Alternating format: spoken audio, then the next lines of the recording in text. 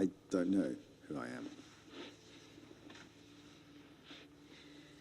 Not just a story of who I am, but who I really am.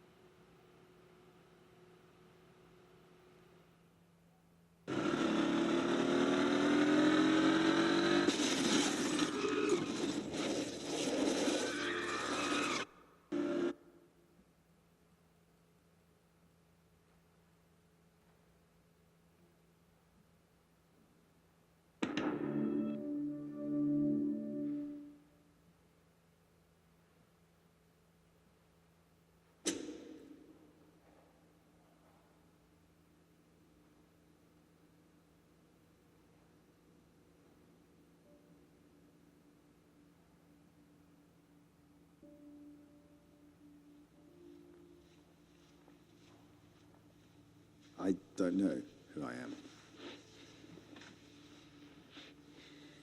Not just a story of who I am, but who I really am. The real me.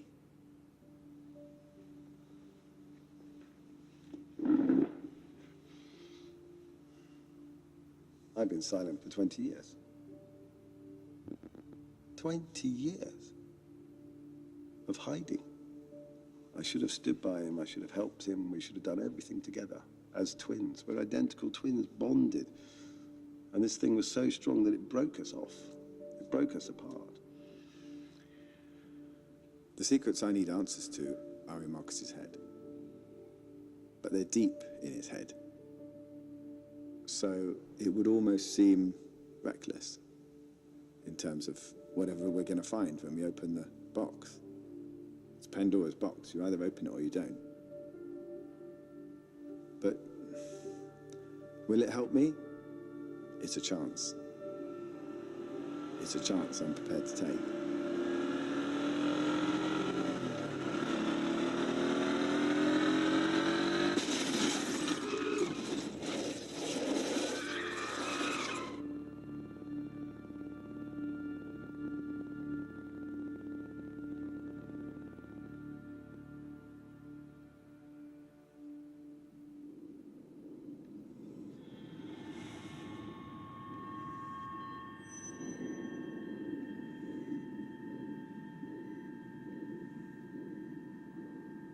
I woke up.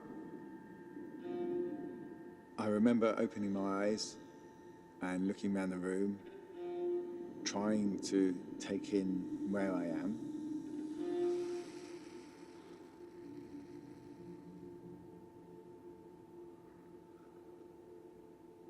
I then turned my attention to my twin brother, who I instantly recognized. He was sitting on the bed next to me, and I just said, "Hello, Marcus." I guess the major thing about being a twin is that you're never alone. And it's a massive thing to have. So whatever happens to you in your life, you've always got your other half there. Even though I wasn't sure of what was going on around me, I knew 100% that he was my brother, and I could trust him. I then turned my attention to a lady much closer to the bed than everybody else, and she was getting quite hysterical at the fact that I had woken up. Hello, Ali, you're awake, how are you? It's me. And I'm thinking, I don't know how I am, and I don't know who you are. You remember me, don't you remember me? You must remember me, and kept repeating this. I said to Marcus, who is she? And he just said, she is our mother. And Marcus said to me, do you really not know that that is our mother? And I said, no. And then he said to me, well, do you know who you are? And what's your name? It started to dawn on me that I really didn't know anything. I didn't know where I was. Where do I live? I didn't know what happened to me. I didn't even know my own name. Everything had gone.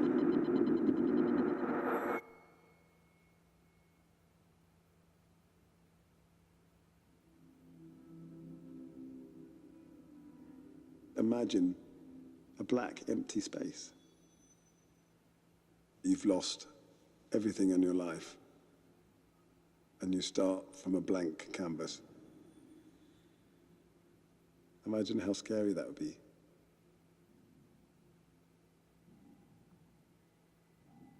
The doctor explained that he'd been wearing a helmet that had come off, and therefore, when he hit the ground with his head and not with his helmet.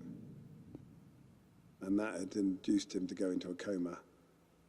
And they weren't sure what kind of brain damage that would leave him with.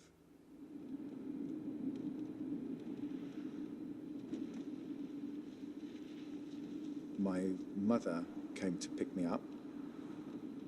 She said, probably 3 or 4 times before we've even got in the car, but you do remember who I am, don't you? And I'm like, no, I don't. I said, where are we going? She said, well, we're going home. I'm taking you home, back to our home. So I'm sitting in a car with a total stranger, driving somewhere I have no idea where I'm going, and being told that this is your house. This is where you live.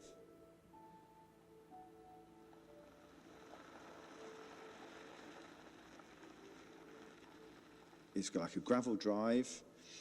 It's quite a large gravel drive. It's quite a big house, which looked quite daunting to me. He was in a haze. He didn't know where he was. He didn't know anything. Even though he was 18, he had the mental age of a 9-year-old. I remember walking through the kitchen, explaining this was the kitchen, and then the bathroom, and then taking him into his bedroom. This is your bed on the left, and my bed's on the right.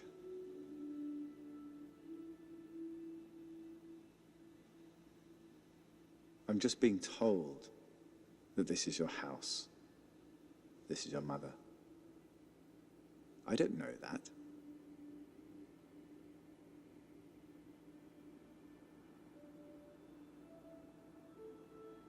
My head was just blank.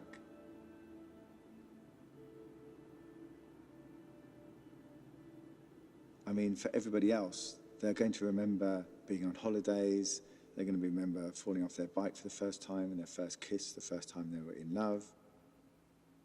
Those are the things that really make up who you are. And you actually need those memories. I'm coming at this with nothing.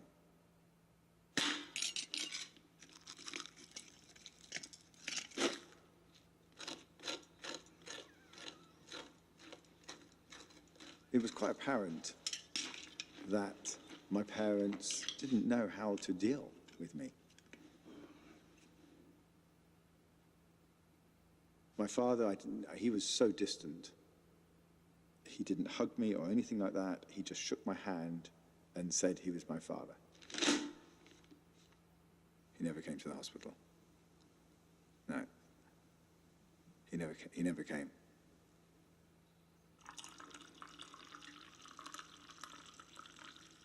My mother didn't want to believe I had lost my memory.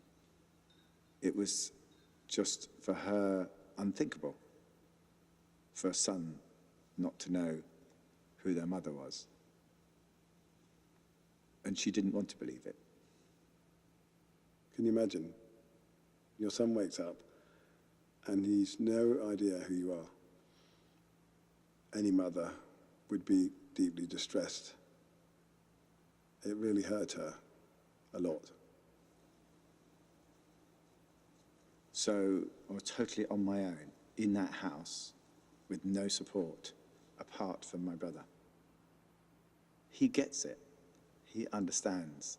I don't have to explain anything to him. He doesn't make it difficult for me. He gives me everything I need. If he hadn't known who I was, and he hadn't known his twin, then he would have been all alone in the world for the rest of his life. But he wasn't alone in the world, he had me. There was so much to learn. So very quickly, he gave me the basic information, the everyday. This is kitchen, this is TV, this is the table. I just show him where all his clothes are, how to put his shoes on, tie his shoelaces up, make toast. He just kept giving me stuff. And I just went along with everything. When he said he didn't know something, I just told him what it was. Then it's starting to get into more difficult things like, wow, what is that thing? The first few minutes was a bit strange, and then I realized I could actually do that. And I could ride a bike. That was something that he was actually quite good at, I seem to remember. But he didn't know where he was going, of course. So we would go out of the house and then everything was a blank.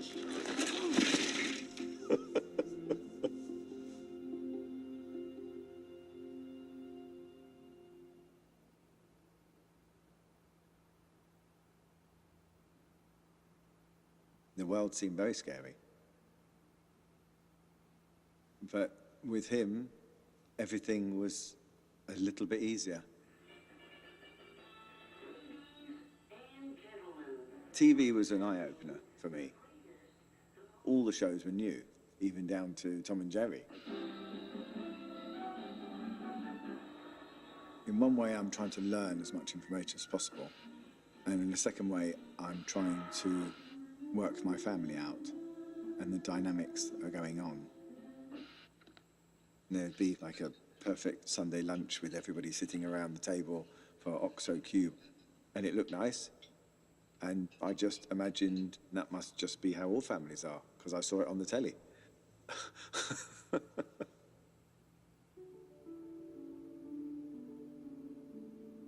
I soon realized that Mummy was at the center of my new world. She was quite a tall woman. She was over 6 foot, and she had quite large hands and very large feet, overly large feet. She was great fun. She would just sort of dance around the kitchen. She would come into a room and say, "Oh, and here we all are. I'm here. Everybody, I'm here." She'd be like, ha, ha, ha, ha, ha. She would laugh like that. Louder than loud, really. Mum inherited a bunch of chihuahuas, and she used to dress them up.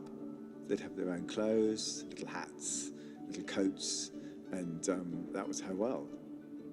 Before the accident, we both hated these dogs. We used to call them rats on legs. But Alex, when he came home, he rather liked the chihuahuas. I quite liked them, because I thought they were quite sweet. I'd never seen one before, whereas nobody else had any interest in the dogs at all. I still can't stand them, horrible little things.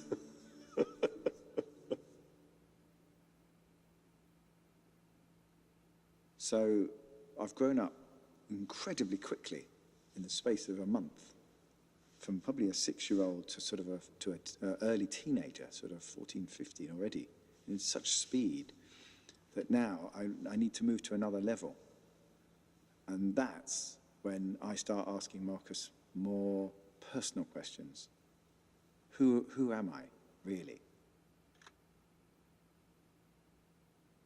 So I started to ask Marcus about our childhood.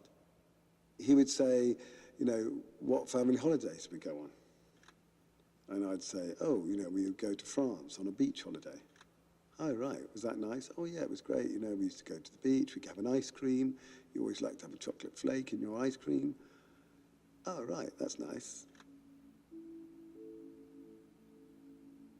Marcus showed me a photograph of the two of us on holiday, and it looked nice, and we were, you know, typical boys building sandcastles on a beach.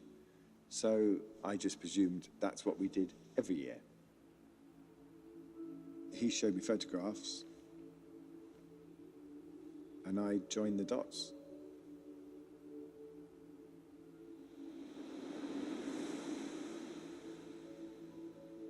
He would give me a photo, and I would construct a memory around that of two happy boys on a beach.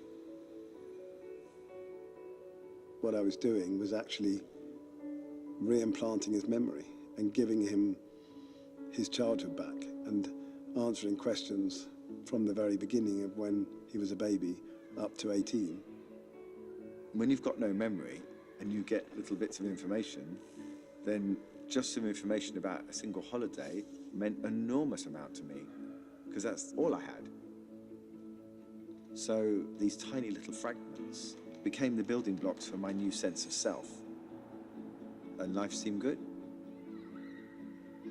The life that Marcus showed me that I had and painted for me was that we were a fairly privileged family in the home counties with perfectly normal parents, you know, dinner parties around the house, and everything looked good. He painted an idyllic picture.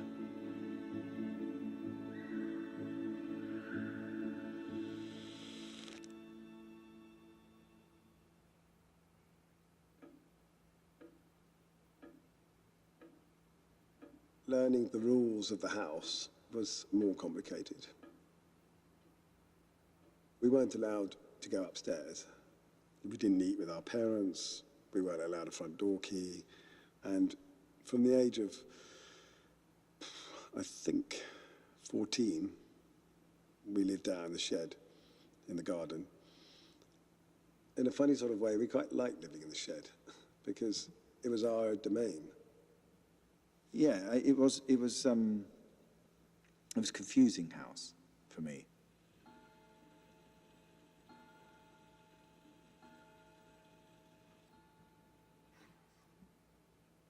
There was just ornaments everywhere. Every cupboard was full, every outhouse was full, every loft was full, every garage was full. And there were sections of the house that you weren't allowed to be in, and you didn't enter without permission. Especially my father's side. You wouldn't enter his study unless you were summoned. He was quite a scary guy, and he had a hell of a temper on him. He would shout very loudly and bang, and he would just thump the table on the dining room. I remember particularly on the dining room table. It was a really long, huge dining room table, you know, in the center of the house, and he would whack that. And then he would just dismiss you. Marcus just instructed me, don't get involved. Just let him do his thing. And be polite. Always be polite. And call him sir. I do remember him kept asking me, why do we have to do that? And I just said that because that's what you do in a family. My brother at some point informed me that our parents came from an aristocratic background.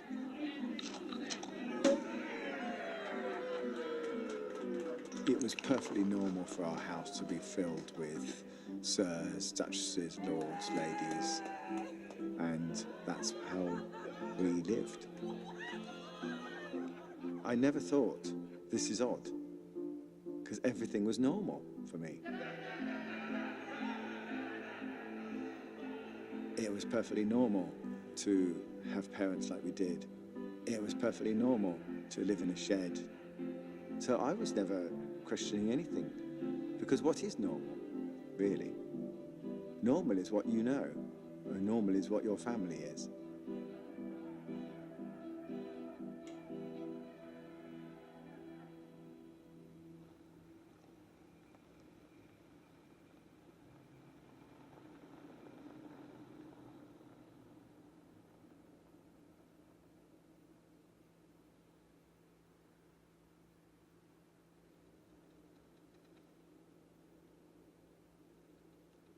had my story.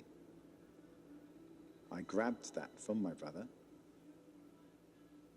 and I took it as my own, and I took that out into the world with me.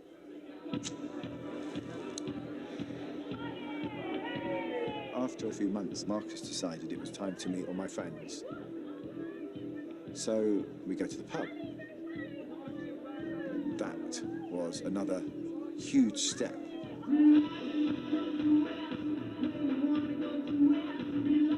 When you're a teenager, you don't want to be different to everybody else. You don't want to stick out, you just want to be the same.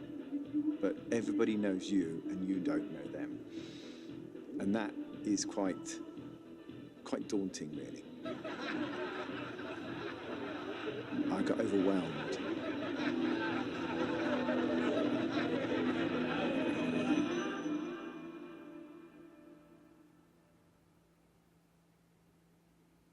People say, oh yeah, it can't be that bad to lose your memory. But it is. I have nothing to latch onto. I've got no anchors to give me any peace of mind apart from Marcus. So me and Marcus together built up a system where I could meet people without them ever realizing that I didn't have a clue who they were. We would go to a friend's house for dinner. We would stand outside the door, and he'd say, right, okay, remind me. Give me the names again, give me the names, what do they look like? Just give me the quick little outline, so a tiny little synopsis of each person. This is Dave, this is John, this is Chris. And then they'd open the door. Oh, hi, really nice to see you. And people never knew. And everybody would think, well, Alex is fine. Look, he knows everybody here, he knows what's going on. But none of that was true. I'd just given him a 10-minute lesson outside. And then he said, oh yes, and you have a girlfriend. I thought, oh, I've got a girlfriend, right? She was very nice, and she didn't really notice that I had no idea who she was. Our sort of standing joke is that I lost my virginity to the same woman twice. He became absolutely fascinated by photographs because he became totally paranoid that he would lose his new memory. I just took pictures of people having fun. I took pictures of the parties we went to, the people we met, the places we went. I wanted to capture every single moment of every month, of every year for the rest of my life.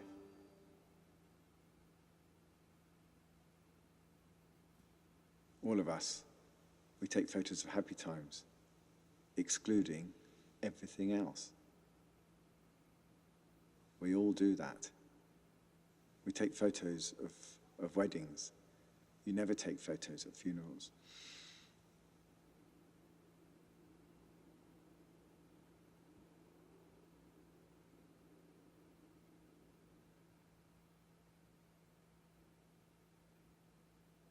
Dad was dying, and he had cancer, pancreas.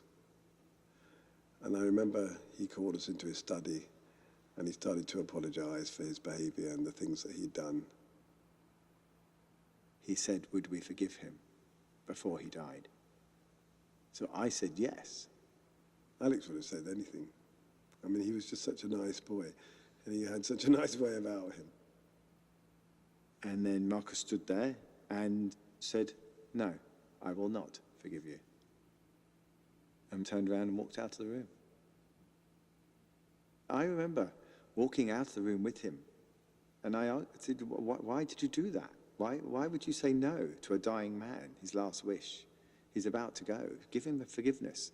He said, no, I won't. What for? I said, because he asked us. He asked us to forgive him. Why could you not do that? He said, no. He said, it's complicated, but I don't want to.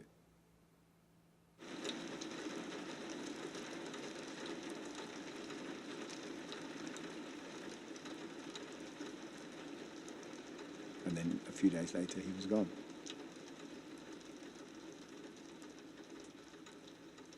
Once Dad had died, I thought things in the house would change because he was the bully, he made the rules up. So once I got into my 20s, I thought we can have access to our house, we can have keys to our house, we can go in and eat food whenever we want, turn up whenever we want. All those rules have gone out of the window. He's gone now. It was very quickly apparent that the rules hadn't changed. They became even more stringent.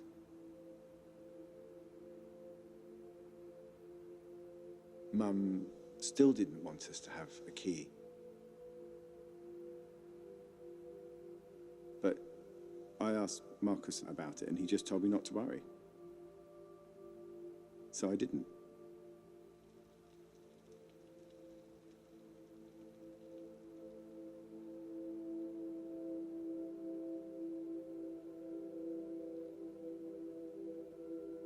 And I jumped 5 years later. And there she was, lying at the bottom of the stairs, unconscious. She got a brain tumour in her head that was fatal.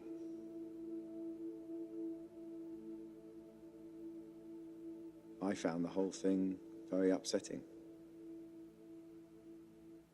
I did grow to love my mother. And, and become very close to her.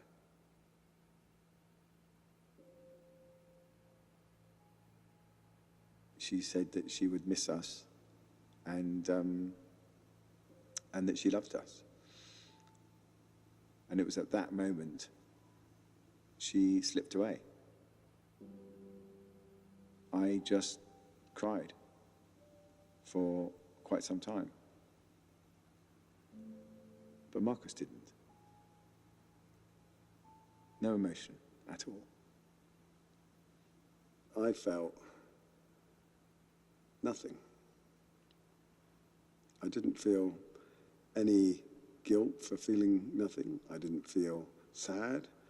I didn't feel relieved. I just felt nothing.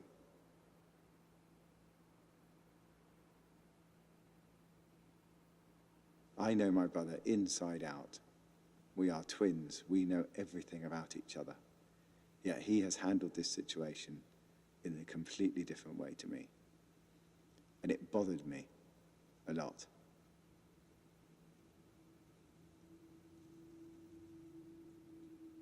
After the funeral, we went back to Duke's cottage and walked back into our house with our key, and we started clearing up this vast house and its outbuildings, which were all full of stuff. We started with the downstairs, throwing things away. And every now and again, you would find a jam jar full of £50 notes. And then some tied into the back of a curtain. And I'm starting to think, that's a bit strange. And we're going into bathrooms. One bathroom in particular, there was this huge wardrobe full of sex toys. Marcus and I looked in it. I was really, really shocked. But he didn't really show much emotion. Just kept reassuring me, never mind about that, put it to one side, let's get on. And when we got into the attic, there was our childhood. All our school books, all our baby clothes, and then boxes and boxes of presents that have been given to us for every Christmas and every birthday from our godfathers, aunts, uncles. We spent every birthday and Christmas with no presents from anybody. She kept every single one. It made my mother much more complicated. Who is this lady? What do I not know about her?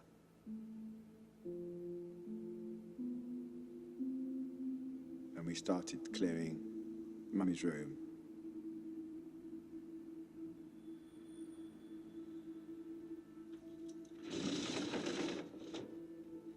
we were in the back of a cupboard, and you go through all these tons and tons of coats and clothes, and at the back you find a secret door to a cupboard within a cupboard.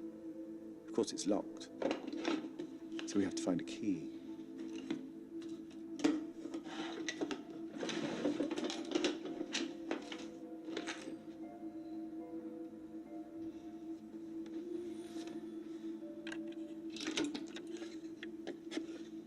And inside there is a photograph of me and Marcus, aged around 10, and we're naked with our heads cut off. It was too weird. It was just too strange. What the hell was she doing with a naked picture of me and Marcus with our heads cut off?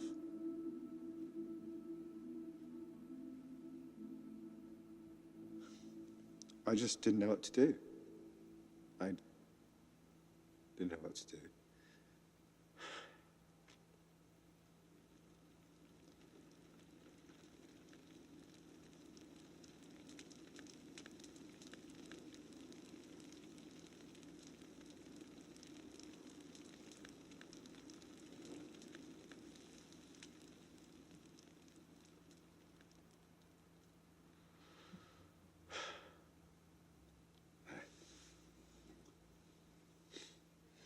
Fucking mad. Absolutely fucking mad. Jesus.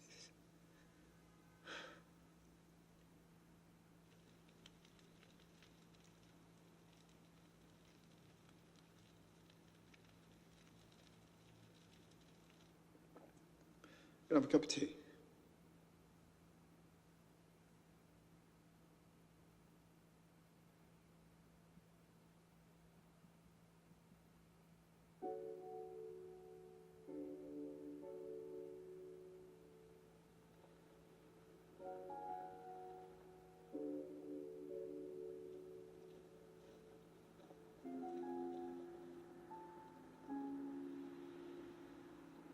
I, from day one, started to create a different life for Alex than we actually had.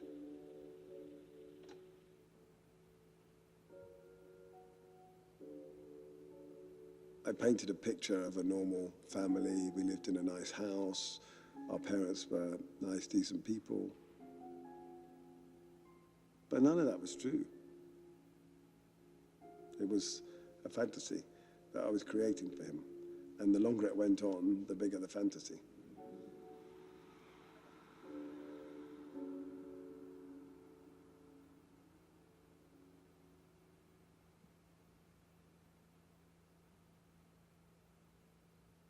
When Alex came back from the hospital, he didn't know who his mother was. He didn't know his house. He didn't know his bedroom. He didn't know his girlfriend. He didn't know he was in England. He didn't know anything. But he knew me. He knew who I was.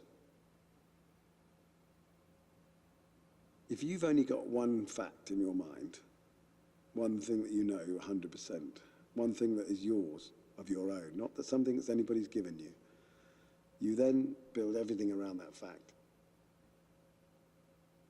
He had to trust me because he didn't have anybody else to trust. Without me, he had nothing.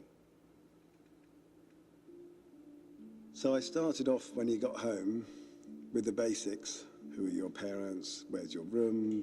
Where's your stuff? And we did it on that basis. It was just one fact after the next fact. And it wasn't until I'd been doing it for about 6 months that I realized that I had some control over what he knew and what he didn't know. Because everything that I told him, he accepted and he believed. So, for instance, he would ask, what family holidays we go on?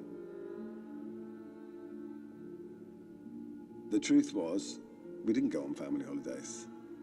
And if we went on a holiday, we'd go with other people's families. We'd never go with our parents. But I didn't want to give him that because that was depressing and sad and not very normal. So instead of saying, oh, we didn't go on family holidays because our parents were shit, I said, yeah, we go on family holidays all the time. Here's a picture of one of the family holidays in France. My dad spoke French. It seemed like a natural fit. Oh, right, that's nice. And I did manage to find a picture of us on the beach. And that seemed to satisfy him. He didn't say, did we go with Mum? Did we go with Dad? Did we all go as a family? He didn't ask any of those questions. And I didn't give him the detail. I give him a photo. His imagination did the rest. I gave him a photo album of happy memories, happy times, with none of the shit.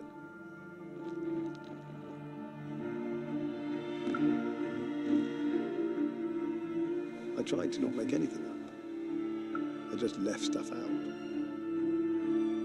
If he'd started challenging me on everything, the whole thing would have broken down and he would have worked out very early on what was really going on here. But you've got to remember, he'd lost all memory.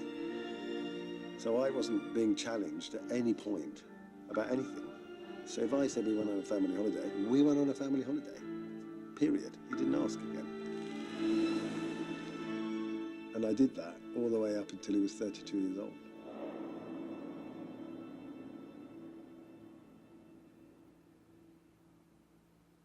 He had total blind faith in everything that I told him.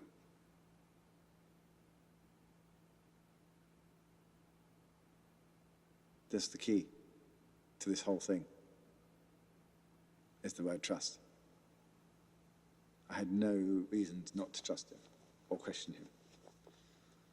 So that's how this, a lot of people think, just cannot believe that this is even possible. But if you have blinding trust, it is possible. I had no reason to doubt him, did I?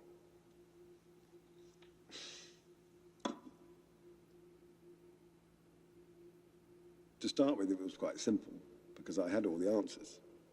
But as time goes by, the questions get more complicated, the questions get more directed, and then you have to start remembering what you haven't told him, remembering what you have told him. So then it became a conscious choice to actually lie. So he would ask, is our mother a good mother? And I'd say, yeah, our mother's cool. And that would be the end of the question. You would say to me, well, that's not an acceptable answer. What am I supposed to do with our mother's cool? I want more. What was she like? How did she look after us? Does she love us? You know, has she been a good mother? But he wasn't asking any questions like that. He just wanted to know, is my mother cool? Yes, she is. Great, pop that in the memory bank, move on.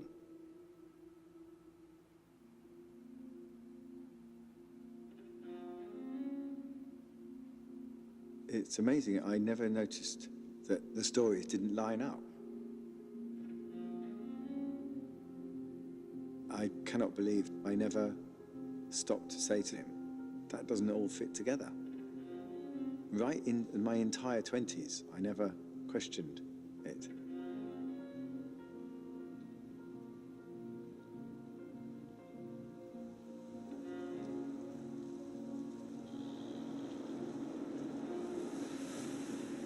Once I'd stepped into that realm of not telling him the truth, I couldn't get out of it. And it then just snowballed to a point I had to stick with what I'd told him. Because otherwise I had to admit to him that I'd made a life up that didn't exist.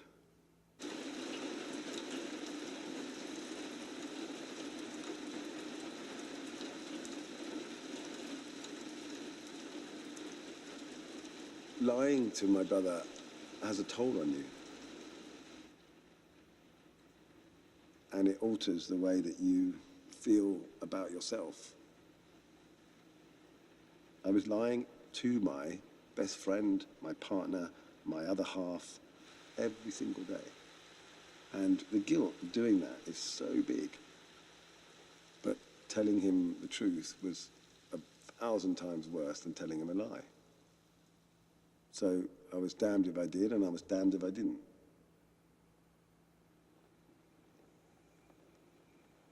So I had to choose between the two.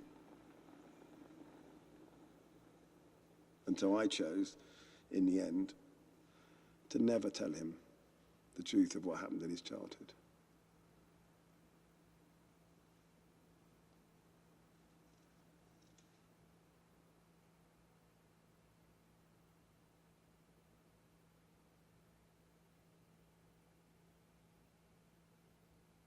We all like to think that we'd know who a paedophile is when they walk in a room, because they've got a big label on them. But in reality, it's just not like that. My mother sexually abused us up to the age of about 12, 14. And why would you want to give that? I mean, what's that? I mean, that's something, if I just told you today that that happened in your childhood, you knew nothing about it, it would fuck the rest of your life up. Why would you feel it's necessary to give an emotionally disturbed 18-year-old information that he can't handle and is not necessary for him to know? And if it was the other way around, I'd expect him to do the same. I would want him to do the same. I'd be angry if he hadn't done it. And I do feel very passionately about that. There are people that say the truth is the truth and you should have told him and he would have had to go to therapy and he'd have to deal with all of those things for the rest of his life. And it wasn't up to you to play God, and it wasn't up to you to take away those things. But for me, the way I feel, I have it, and it's a shit feeling. He doesn't have that feeling. He doesn't know what it feels like to feel like that. I gave him a present of not knowing any of that. And so for me, that has to be a gift. It has to be something precious that any human being would give to another one that they love. Anybody would do that.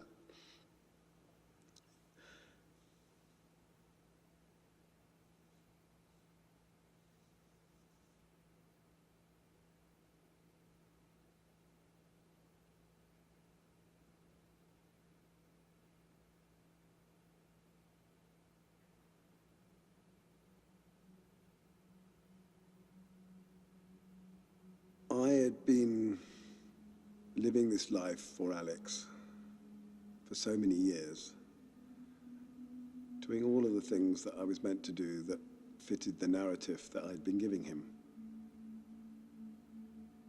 It would be our birthday, and we'd arrive at the house, and we'd all hug and kiss. I mean, I just don't know what she was thinking. Look, I've fucked these boys' lives up, and here they are singing happy birthday to me.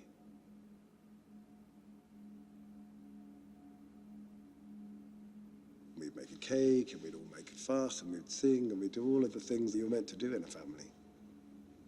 Alex was doing what it said in the storybooks. He was doing what it said in the movies. Go and give your mum a kiss. Go and give this lady a kiss. And I watched from the sidelines.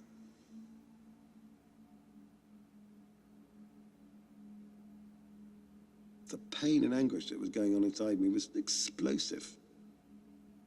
And the power of just wanting it to go away is so intense and so strong that I began to believe the reality that I was creating.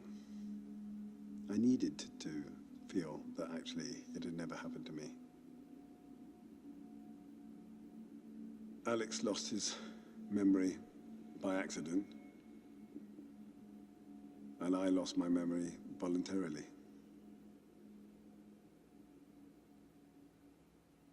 And it was great, and I was free, and I could be rid of all the things that she'd done to me, and all this hurt that she caused me, and all the shame. You feel ashamed. You feel dirty. You feel used. And all that was gone.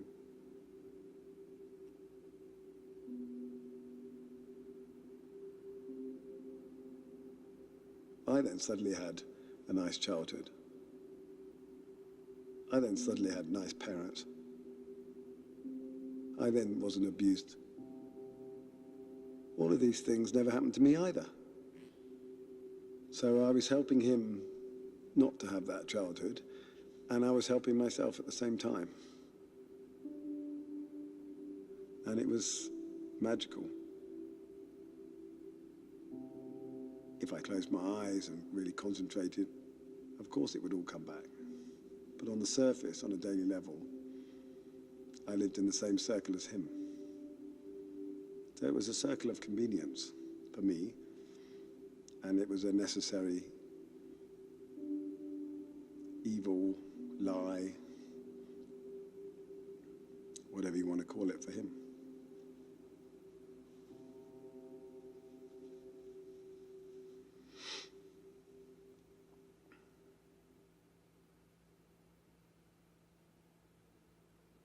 Once my mother had died, once we got her in the ground and she was gone, then it was as if the whole saga was finished.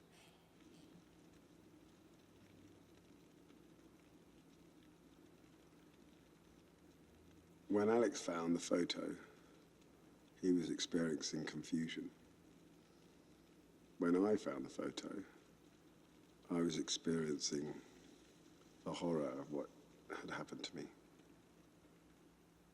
It can't be anything else.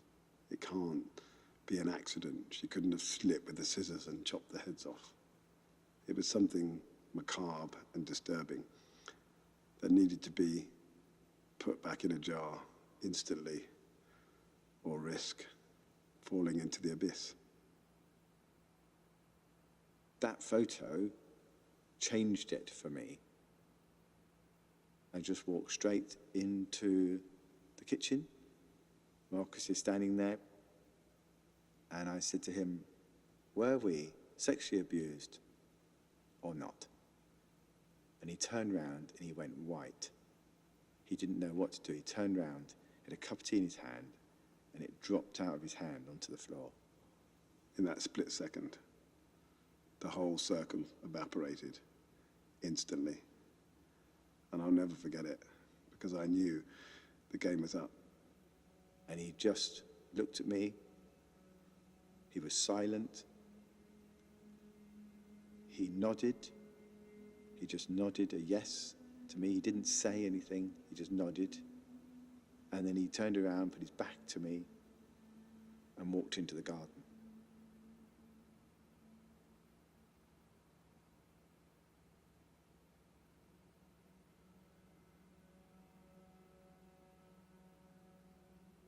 I say, did Mummy abuse us or not? He said, yes, she did. He just put his arm around me and he said, yeah, it's true. And we cried, both of us.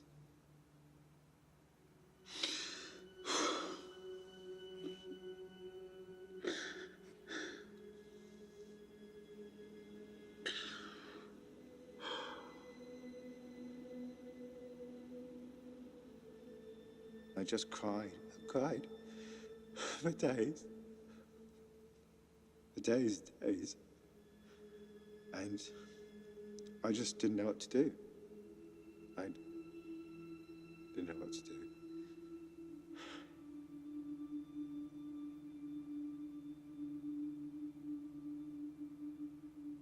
I just kept saying, no, it can't be Mummy, you've got it wrong. Our mother couldn't be a paedophile. She's not that kind of woman. She had her eccentricities to her, but she wasn't that.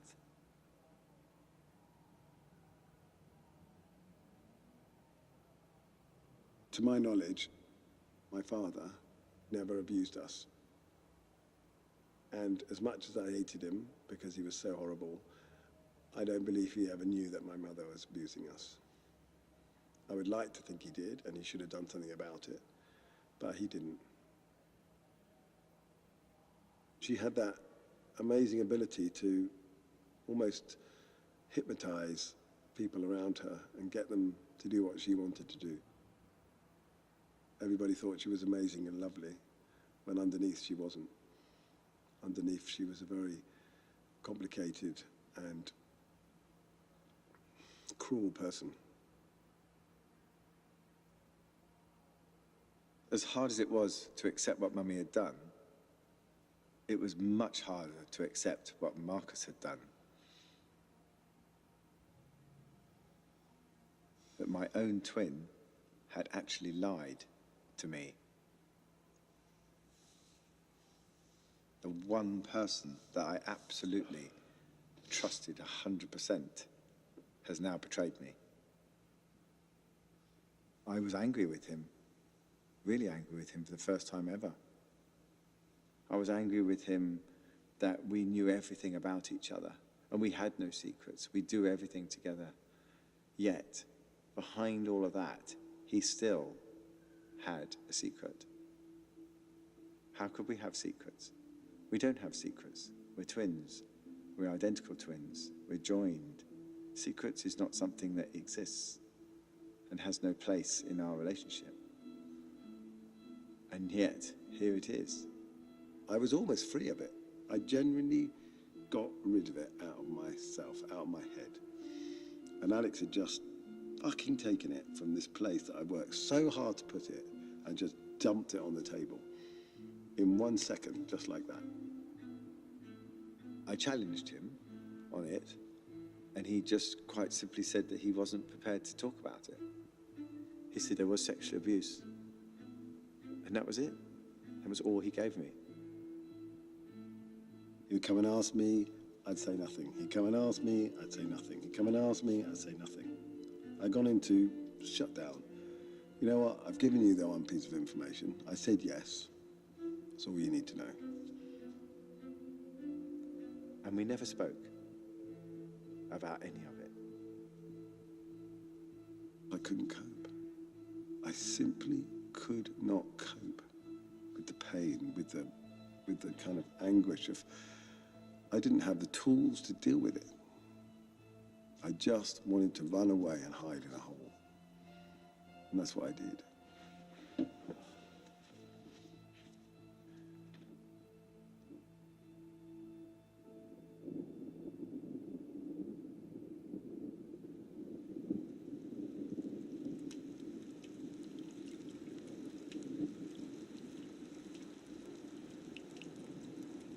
I was on my own, possibly on my own for the first time in my entire life.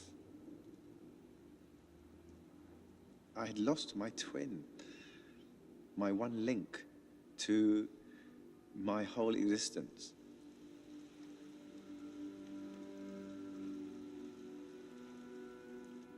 I was left with no details of what my mum had done. I was left with no details about which part of my life was real and which parts weren't. Nothing.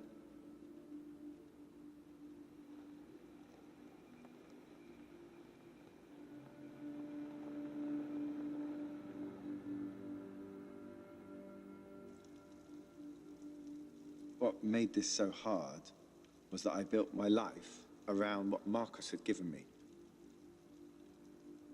So it wasn't that I just lost Marcus, I'd also just lost myself. I've rebuilt my life from the age of 18 with nothing. I'm now 32 and I'm back to where I was before, ground zero. I'm back to nothing. I'm starting again for the second time, if that's possible. And I've got to restructure my entire life again.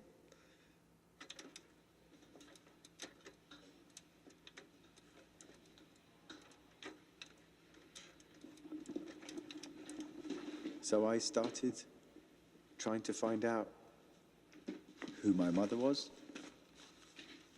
what sort of person she was, what was this secret life like.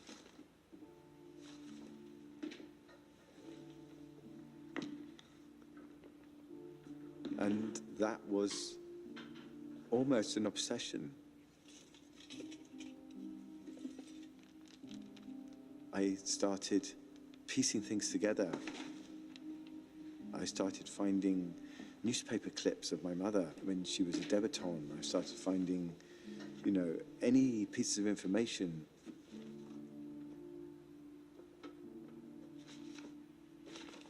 Mixed in with the letters that you would expect to see, I found lots of passionate love letters. Letters from people in the army, colonels, quite prominent people. Every single one of them absolutely adored her.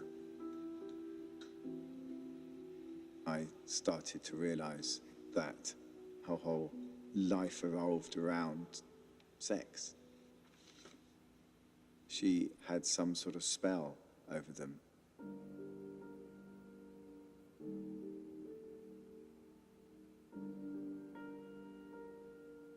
I did love my mother, and she was part of my life. And it was very, very difficult to marry up the two mums, the one I knew and the one I found out about. It's just bigger than I thought it was.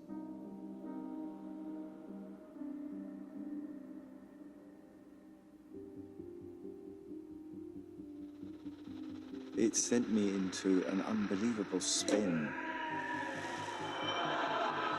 What is real and what isn't real?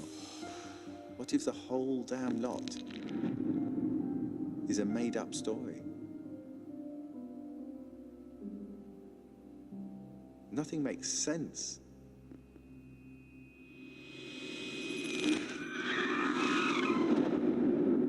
What else don't I know?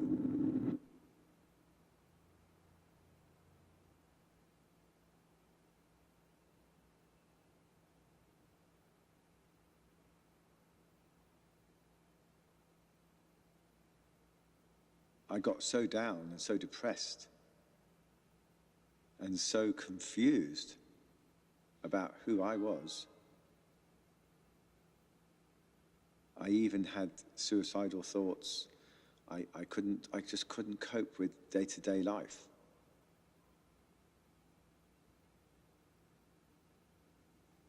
And it was very difficult to deal with.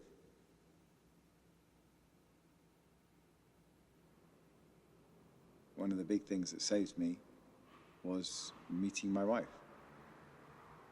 I met someone who was prepared not only to take me on, but was prepared to take on this extraordinary history and help me through my quest for the truth.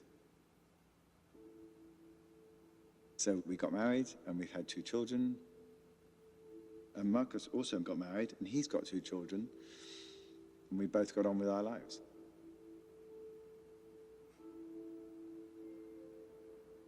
I was determined to not let this affect my life, so I managed to put it away into Pandora's box, shut the lid, and get on with a very happy life.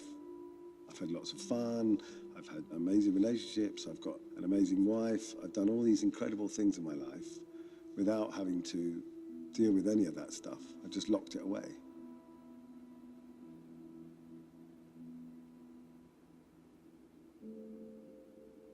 I think what makes this story even more strange is the fact that we do everything together. For the last 20 years, we work together, we run our companies together, we do everything together. We even wrote a book about our experience. But Marcus just wouldn't open up. He wouldn't go where I needed him to go.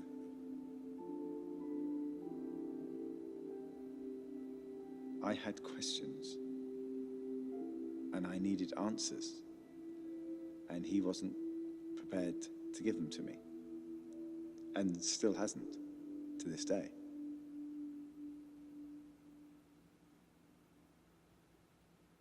I've been silent about the real details of what happened for 20 years. And I look back on it now, it's appalling what I did. I should have gone and given him a hug. We should have sat down and talked about it. How are we going to get through it? Let's go from some therapy. Let's do this together. And I did the opposite.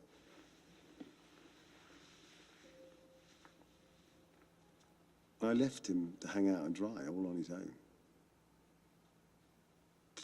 I mean, I just can't believe that I was capable of doing that to him. And it's shameful what I did. And one day he'll forgive me for that. But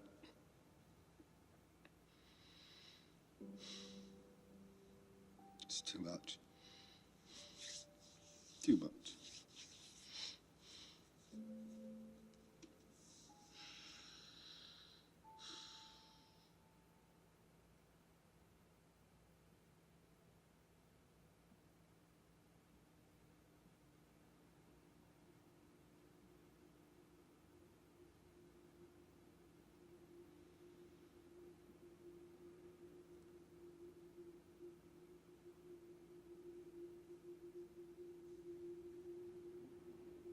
I still don't know who I am.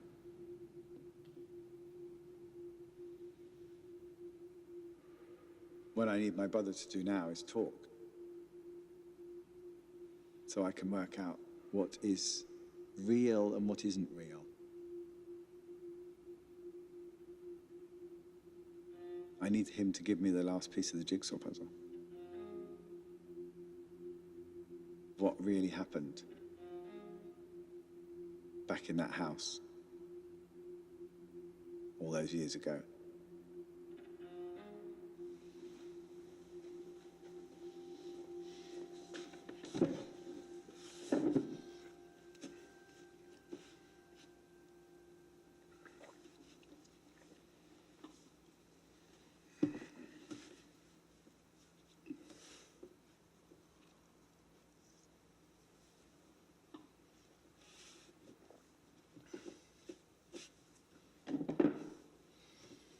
Close to you.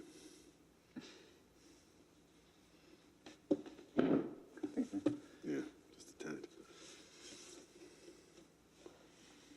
It does seem amazing that we've done so much together. We've gone through so many different things, but without ever actually sitting down and saying, what was all that about then? I've always felt I never needed to. I've always felt that you trusted me enough and respected me enough to not have to know all the details. Yeah, I did accept each thing as you said it along the way. But the more I learn as we've gone through the story, the more extraordinary it was how I didn't question anything you said.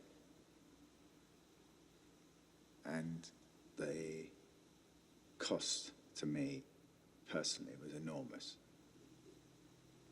It was a much harder journey for me to go through than you ever imagined or actually stopped to even work out. And for me, your secrecy is something that I just have found very difficult because we know everything together.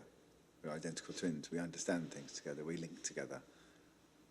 Yet, we have this unbelievable separation of silence that I'm desperately trying to ask questions, and you're desperately trying not to answer them.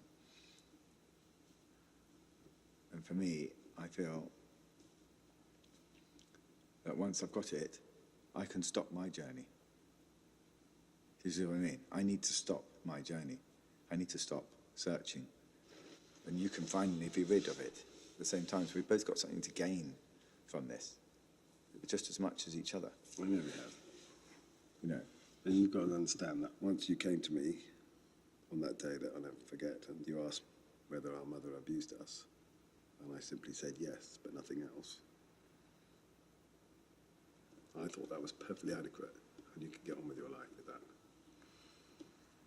But it wasn't. It wasn't for me. That one moment cost me dearly.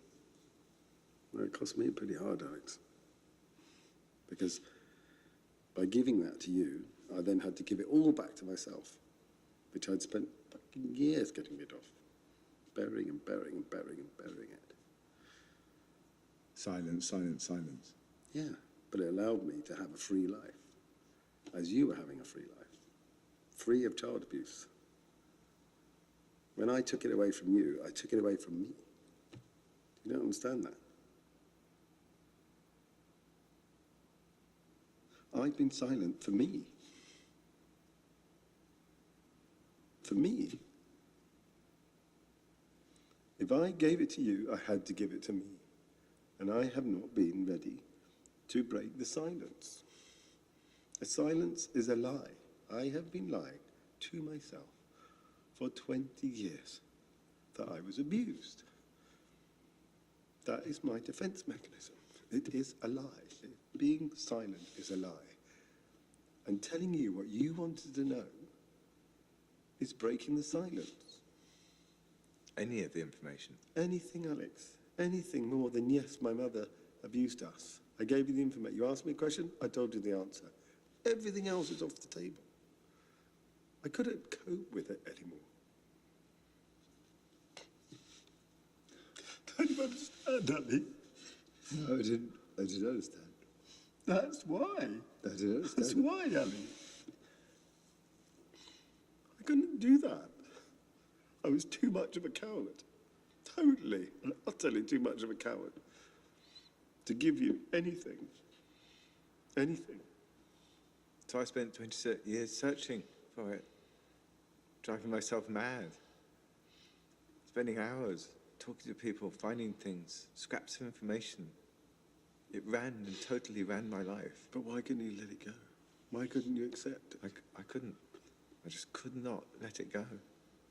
But do you understand why I couldn't give it to you? Yeah, I do. I do understand that. So I was silently doing all my stuff, trying to find it, and you were silently trying not to give me anything. I had no choice. And so it went on and I on. had no choice. We're 54 years old. 54 years old. For fuck's sake. Having this conversation now. We should have had it when we were 20. What a fucking waste of 30 years. Honestly. But we're here now. Yeah, we are.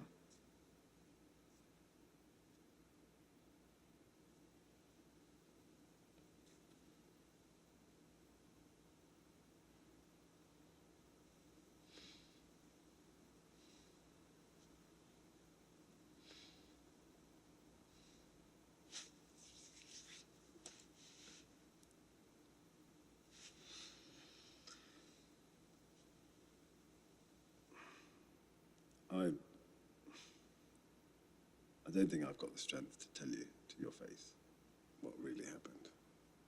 But I have had a conversation about it on camera. And maybe you should have a look at that. And that will give you everything that you need to know. And you're happy for me to see that?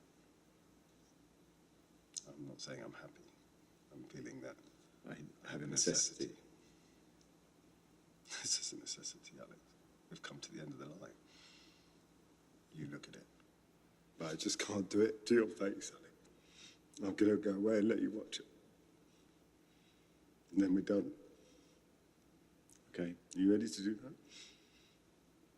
Yes.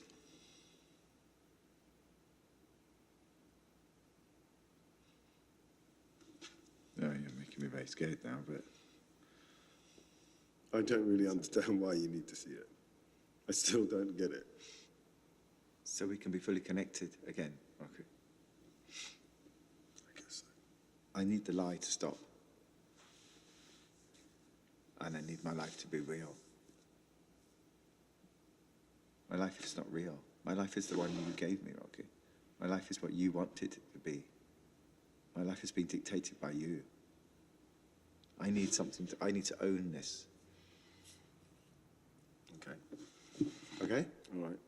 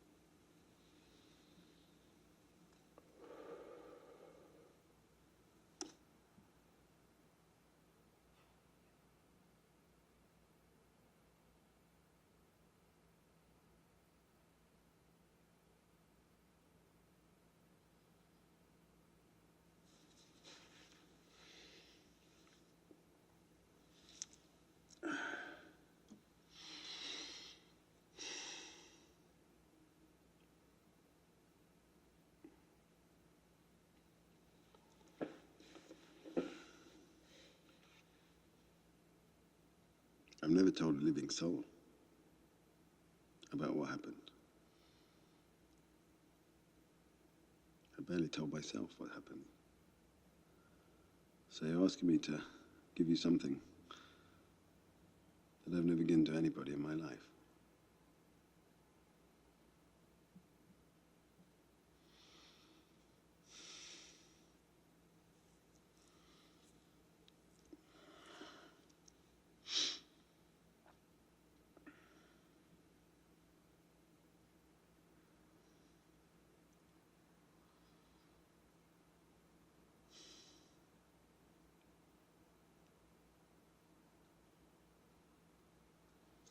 Okay. Just as a fuck you to her, let's do it.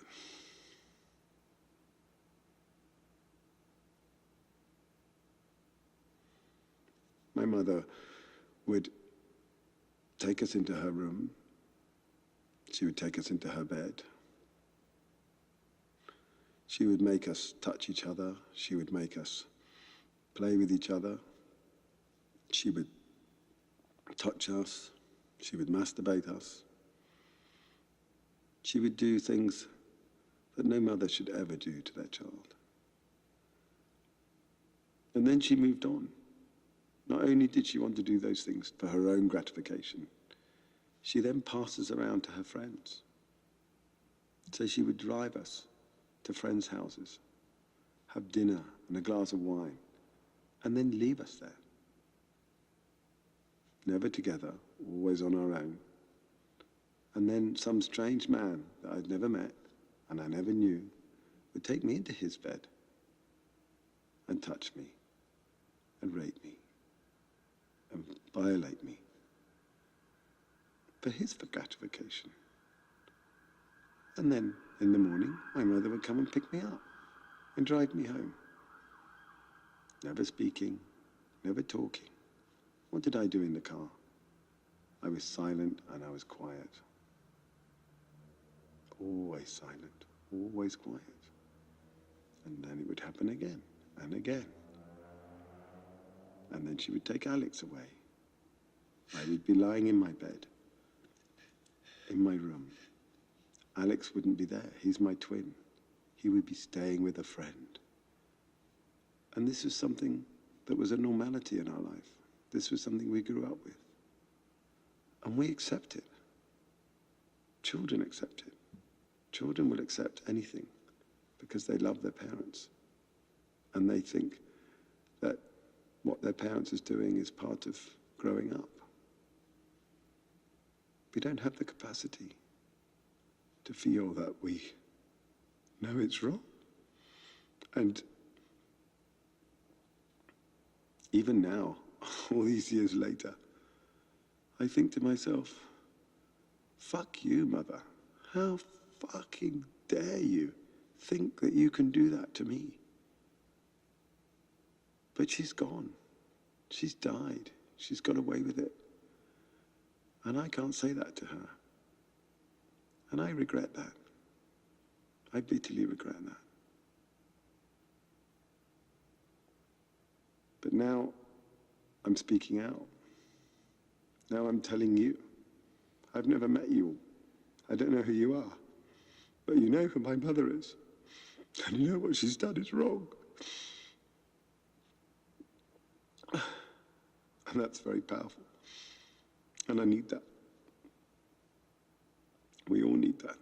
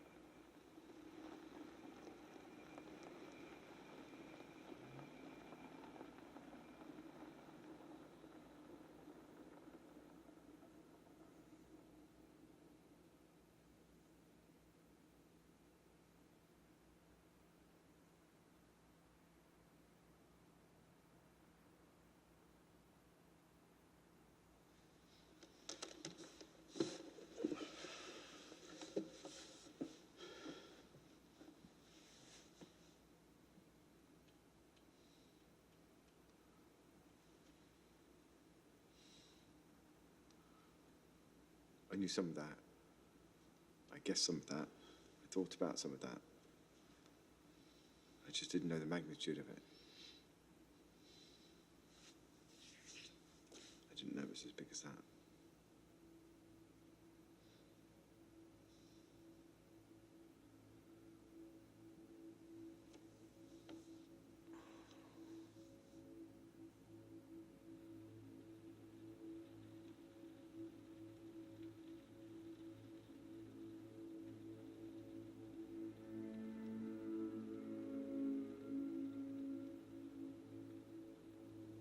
How did we get out of that house in one piece? Do you want to hear about all that? We're here now. We're never going to do this again. So the last time that I was passed about, for want of a better word, I was driven to London by Mummy. She had dinner with this guy, an artist, supposedly quite a famous artist. We had dinner, she left, and I stayed in the house. And then he came into this room, which was surrounded by paintings, and I had 4-poster bed, and he got into the bed with me and started touching me. And I was 14 years old.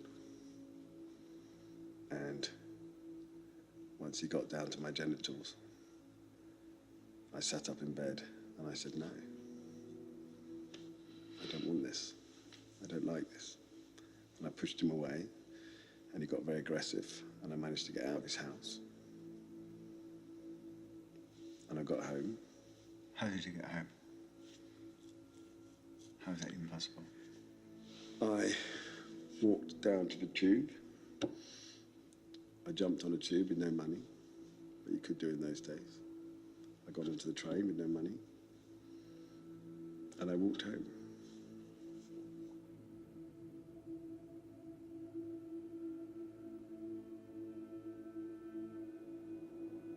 And I came in, I knocked on the window, and you let me in.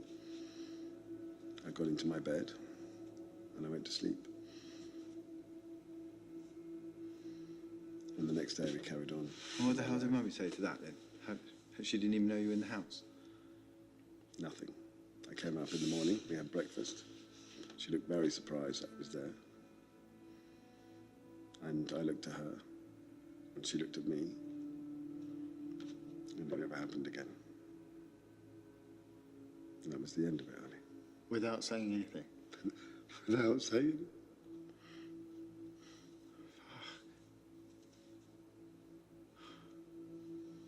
And she never did it to you again. You never left. You never were out of the house again. And it was finished.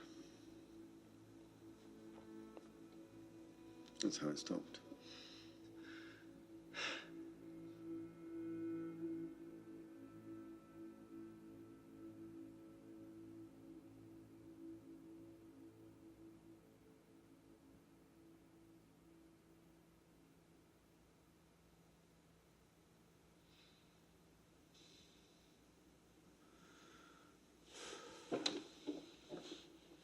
Now you've got everything. You've got everything, Ali. That's what I needed. That's what I needed. Yeah. No more lies. No more lies. No more silence. No more secrets. And I have you back with me.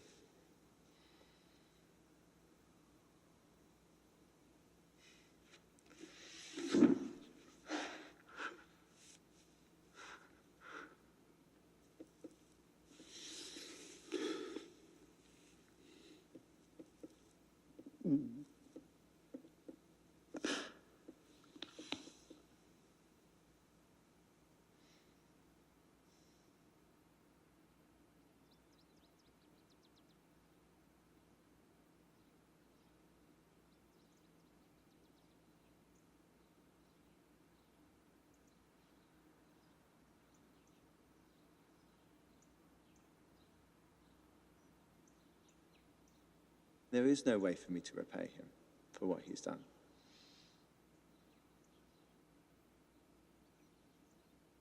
And there is no words I can say to him. But he knows, and that's enough.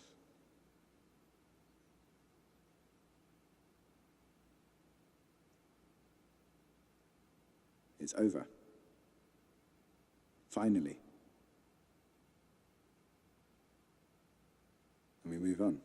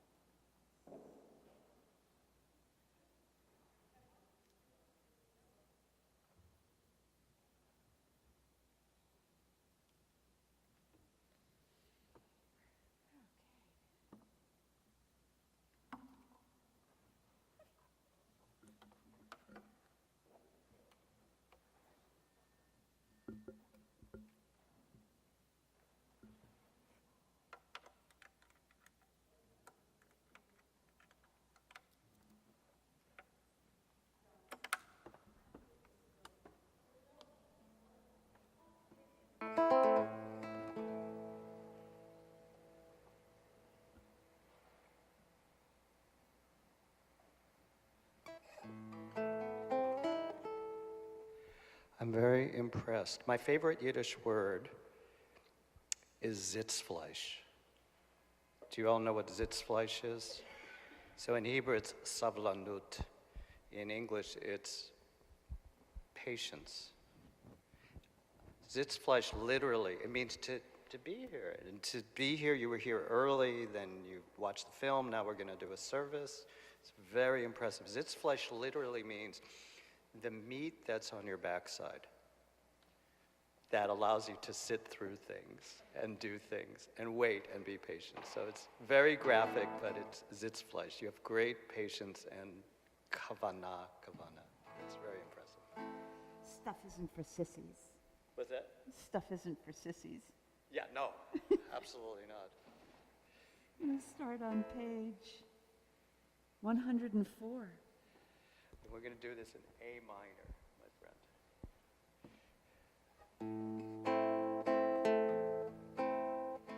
Return again, return again, return to the land of your soul. Return again, return again, return to the land of your soul. Return again, return again.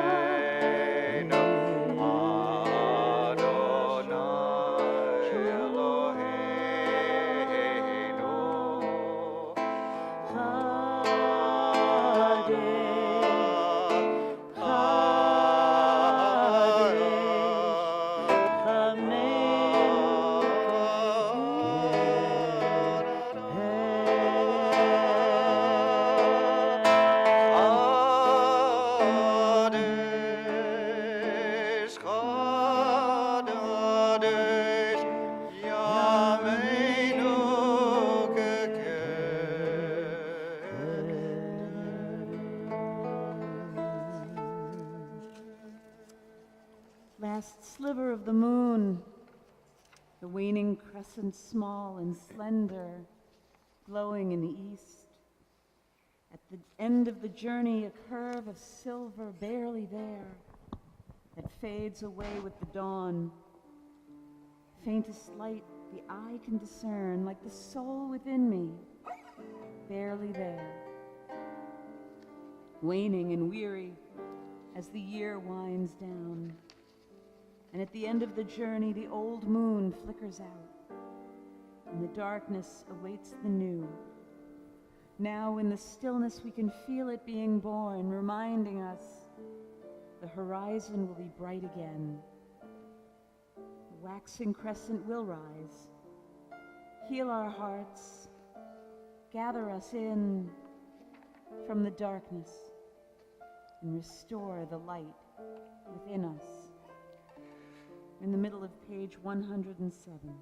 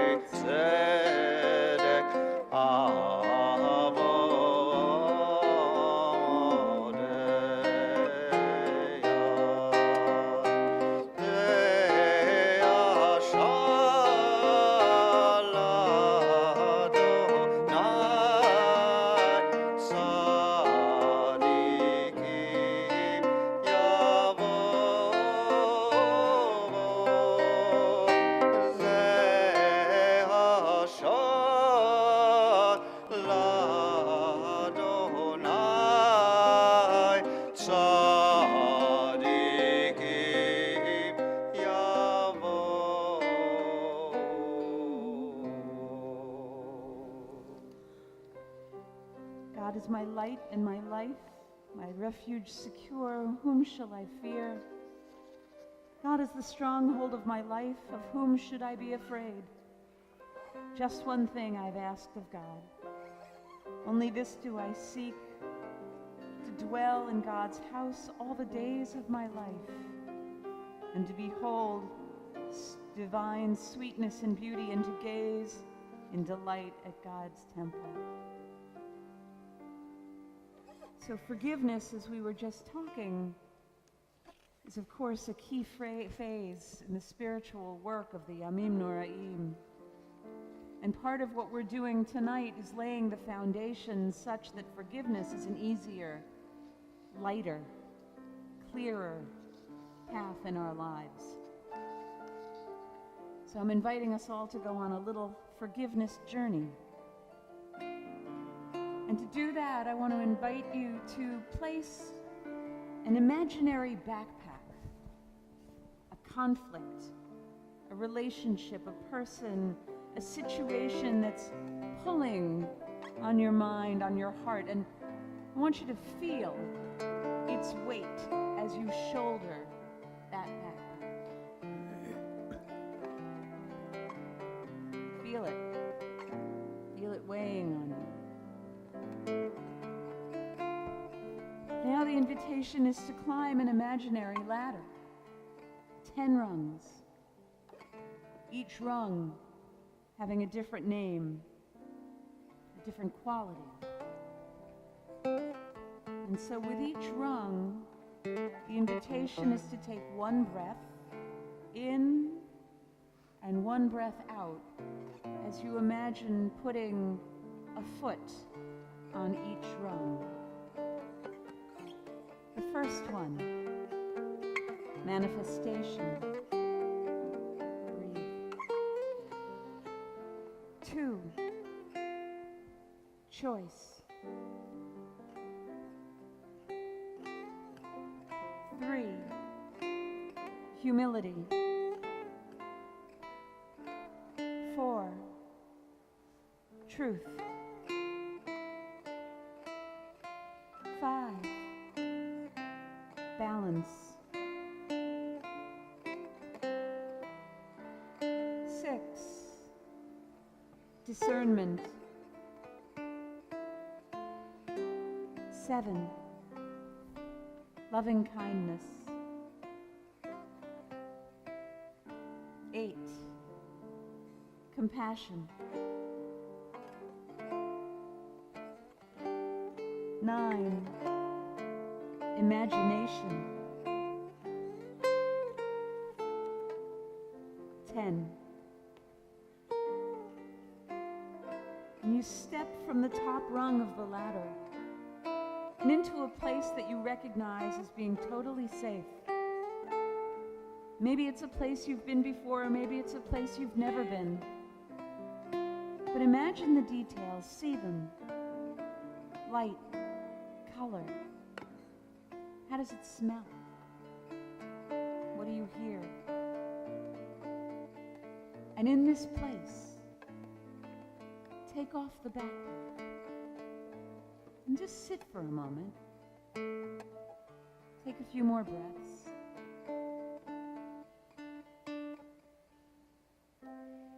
How does the safety feel in your body? Now open your backpack, and if you can, let the contents pour out. Breathe. Notice how each part of the conflict you are carrying looks or feels. Perhaps there's constriction, pain, anger, remorse. Breathe. And look as carefully as you can at each piece of the situation or the relationship. Remember to breathe. And prepare to leave this place of safety. See if you want to put any of those parts of the conflict back in your backpack again, or do you want to place it all on your shoulders? Perhaps it feels different now, or maybe you want to leave your backpack, or at least some of its contents, here in this place. Know that you have the time that you need, and that you may return. Now descend the ladder, step by step. And as you come back to this room, 10, 9, 8, 7, 6, 5, 4, 3, 2, 1.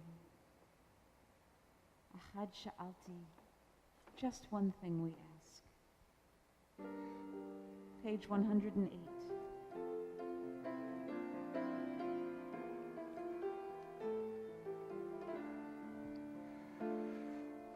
Ahad sha'alti me'et Adonai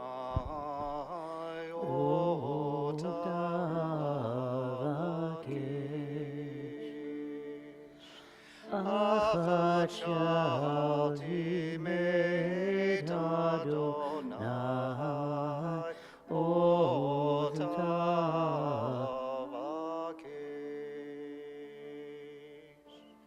Shivti b'veit Adonai kol yemei chayai לחזות בנועם בנועם אדוני ולבקר בהיכלו לחזות בנועם בנועם אדוני ולבקר בהיכלו. Bottom of page 108. Esa Enai.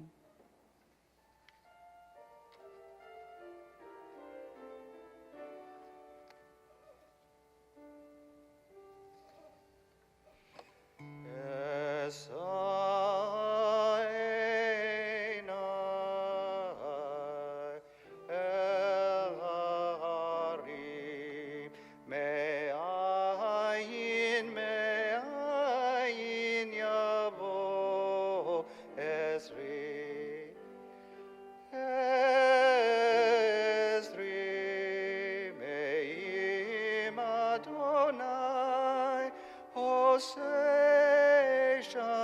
Yisrael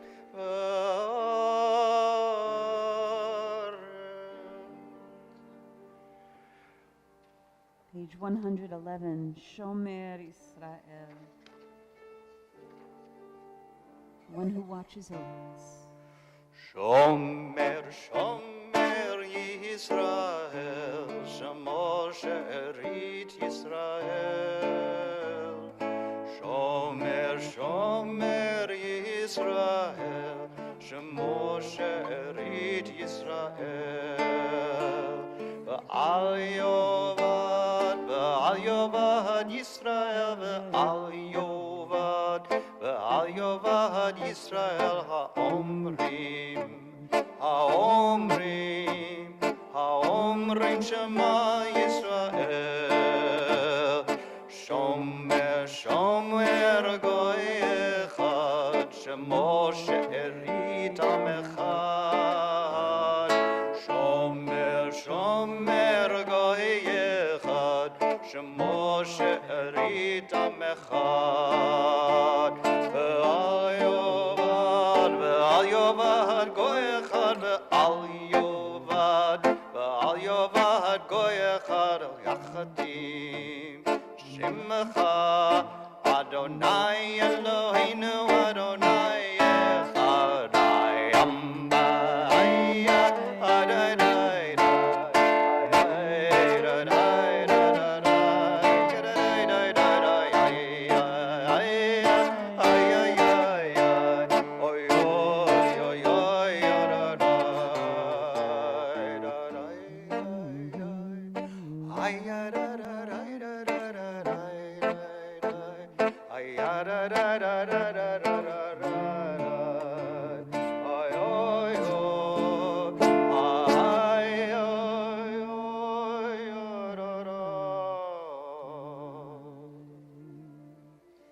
Invite us to turn to page 114 and let's take turns reading these paragraphs.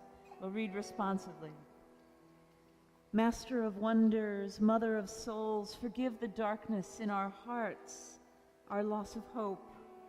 Pardon our distraction, our ears closed to the pleas of the poor, and lead us to atonement. Your turn.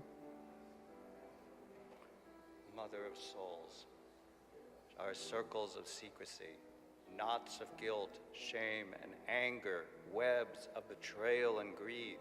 Pardon the pursuit of happiness that ends in worship of self and lead us to atonement. Master of wonders, mother of souls, refuse to forgive our refusal to forgive.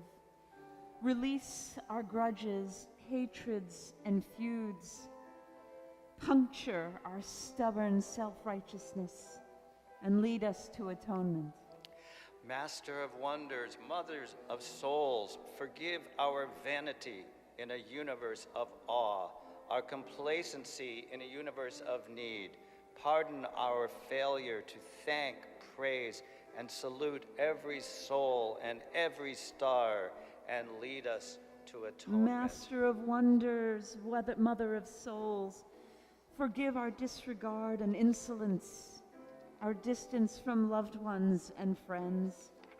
Pardon our daily inattentiveness, our failure to notice that we fail to notice, and lead us to atonement. Page 117, Ki anu amecha. Ki anu amecha ve'ata Eloheinu, anu amecha ve'ata Avinu, anu avdecha ve'ata Adoneinu, anu kahalecha ve'ata chelkeinu, anu nachalatecha ve'ata goraleinu, anu tzonecha ve'ata ro'einu, anu charmecha ve'ata notreinu,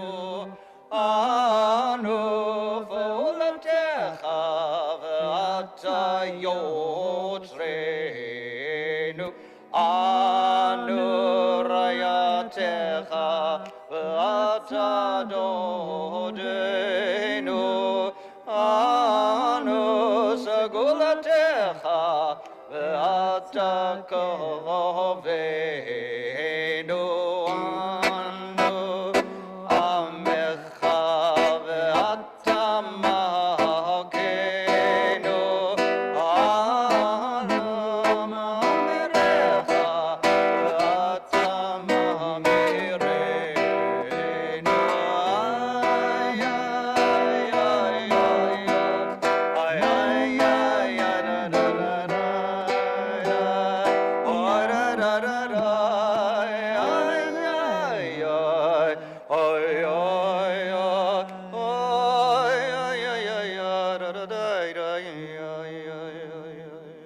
Let's read together in the middle of page 116. Forgive me, my God, for I spilled my life like unclean water upon the earth. Forgive me for all my wounds I caused with my own hands. And yet, sobbing like a beaten child, I cried out to you that you, my God, might bandage them. Invite us to rise.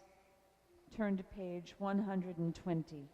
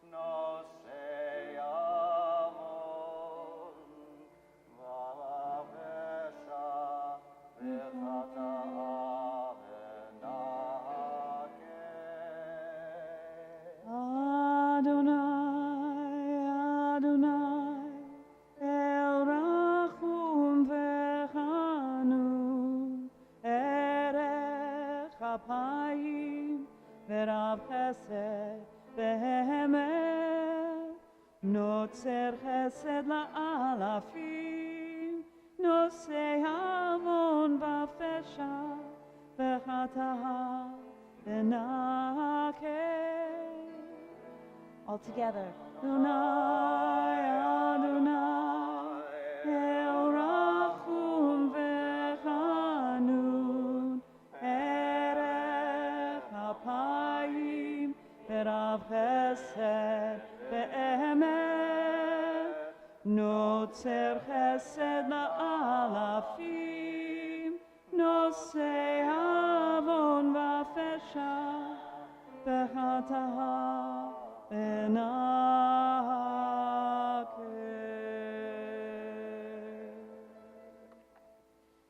Turn to page 121. Let's read this also responsively. Our elders, we rise now to honor them. Our elders from whom we have learned stories and lessons, with whom we have studied and worshiped and celebrated the passages of life and time. Our elders who have taught us goodness, honesty, and the sanctity of life, whose mantles are woven with threads of memory, embroidered with silver and gold, majestic folds of silk and velvet in royal hues, befitting their rank, as brilliant as the sun. Your turn.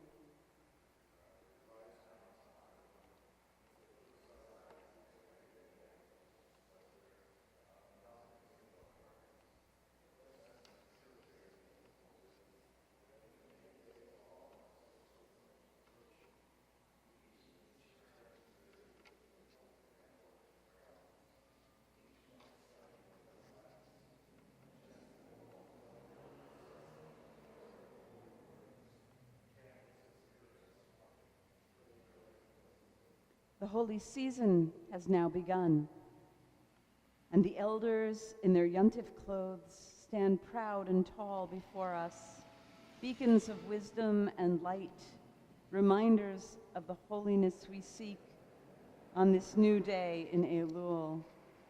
So I'm going to invite and honor those who most honor us this season, Philip Gary and Kristen Michelson, to ascend the bema and now change our mantles on our Torah scrolls from white to blue. Ben, will you give us something appropriate? Thank you.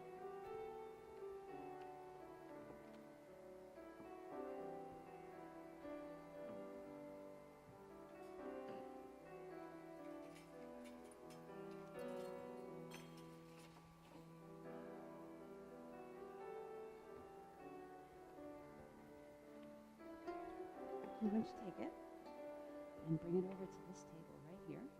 And Philip, why don't you grab one of those mantles?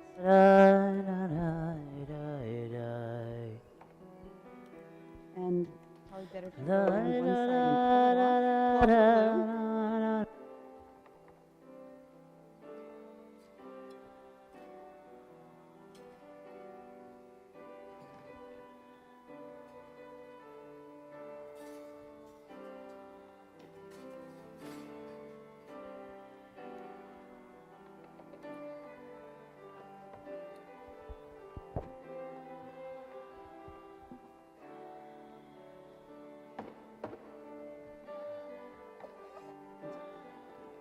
Yep.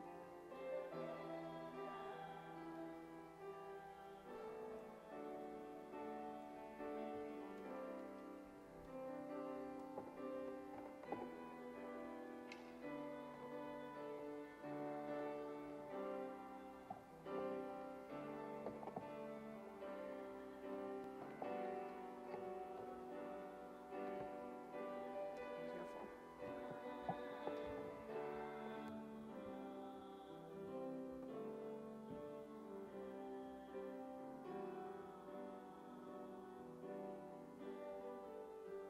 Take the second one out.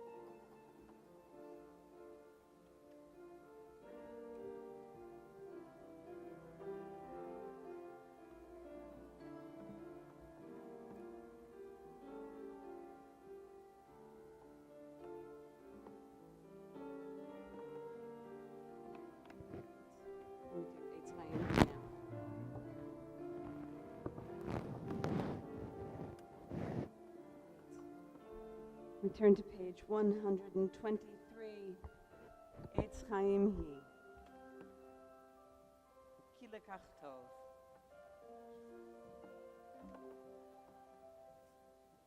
Yeshkoch.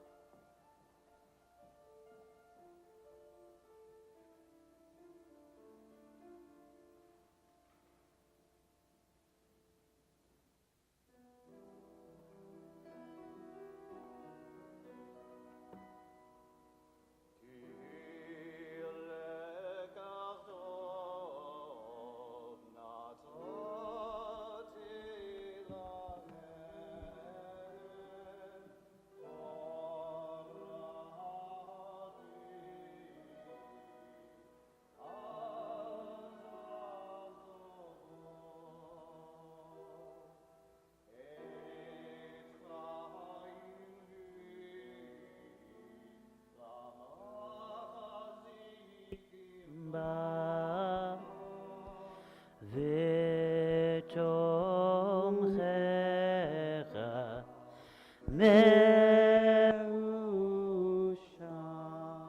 delache taheno omivote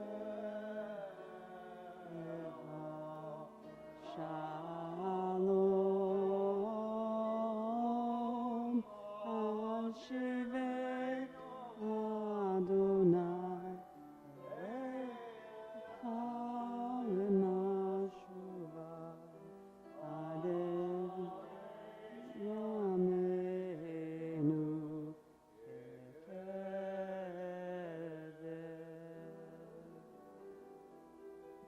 You may be seated. Let's turn to page 125 and read together in the English. You have searched me inside and out with your beam. You have known me. You have known my sitting down and my rising up. You think my thoughts before they arrive in my mind. You are my walking. You are my lying down. All my living is your knowing. Where would I go to be apart from you? To what place flee from your presence? Awesome is what you are. And this I know is the secret silences of my heart, where your awareness dwells and embroiders me into the fabric of the physical world, out of the slender thread only your eyes can see. Recorded by your hand into the book of the world, all the days of my recordable life, even before I live them. Search me inside and out with your beam. Pour your awareness through my heart like honey, and find the crookedness and selfishness there, and lead me away from it on the way to your timeless time. On page 126, Adon HaSlichot.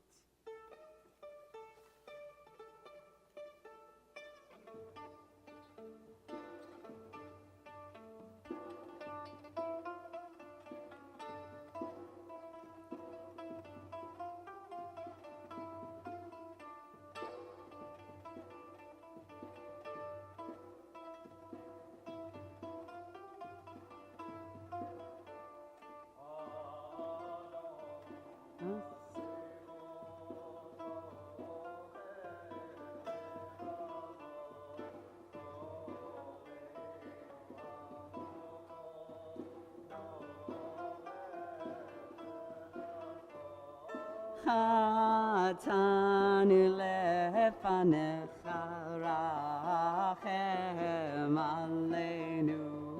Hatanu lefanecha rachem aleinu. Hadu beniflaot vatik benechamot. Zocher brit avot, choker kelayot, hatanu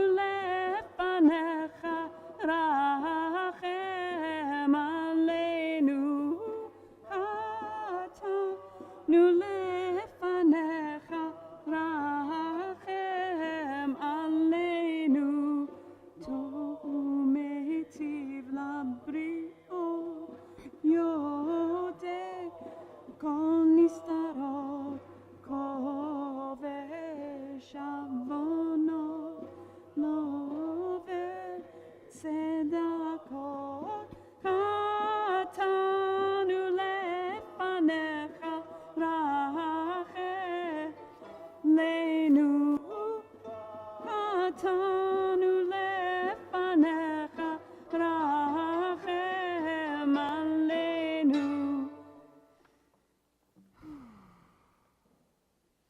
So we're about to move into the vidui, which is our confession.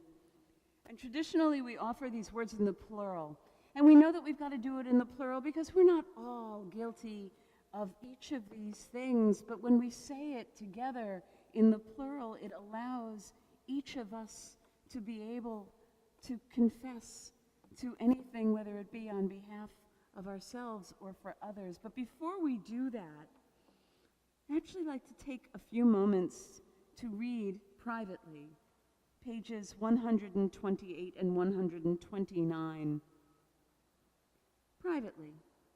And when you find ones that speak to you, privately, pause. Those are your prayers. Click save.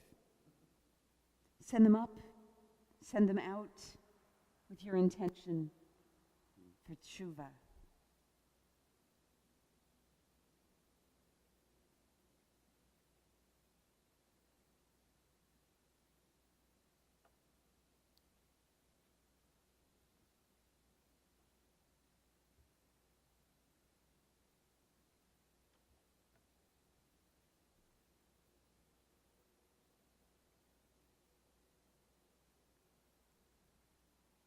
Let's read together in English at the bottom of page 127 as we prepare for the vidui. Our God and God of all generations, may our prayers reach your presence. And when we turn to you, do not be indifferent. Adonai, we are arrogant and stubborn, claiming to be blameless and free of sin. In truth, we have stumbled and strayed. We have done wrong. Together, we confess. Together, we take responsibility. Right, is to rise. Please remember the choreography of tapping on our heart. Let's not beat up on ourselves. Let's see if we can massage our heart open a little as we chant the Ashamnu on page 128. Please rise.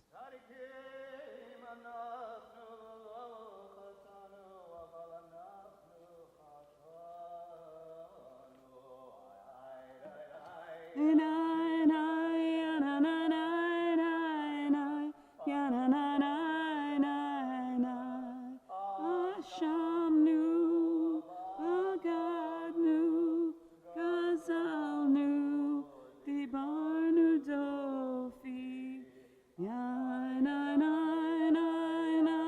Yananai, Yananai, Inu, Itanu, Zadnu.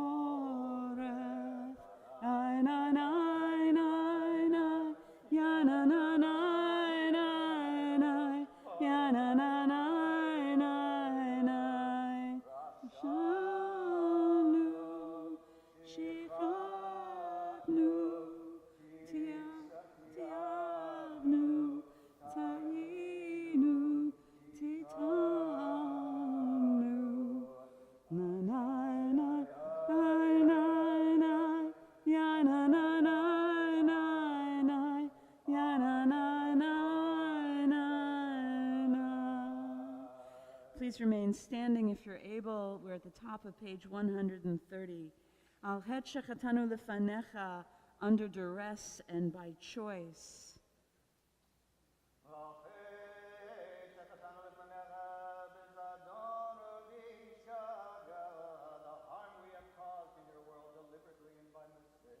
Al het shechatanu lefanecha, openly and secretly.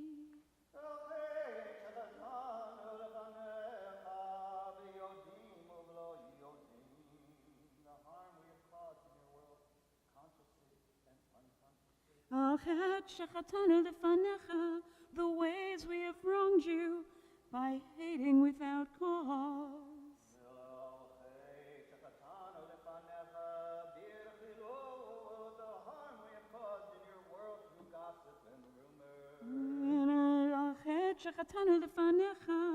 The ways we have wronged you through a selfish or petty spirit.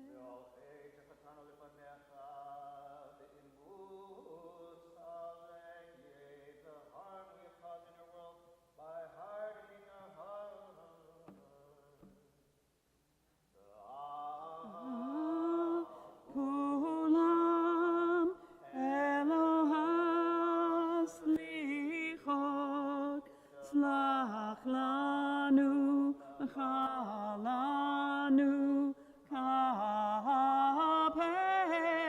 lanu. Page 131. Al het shechatanu lefanecha, we stray and we sin when we fail to make peace the highest good.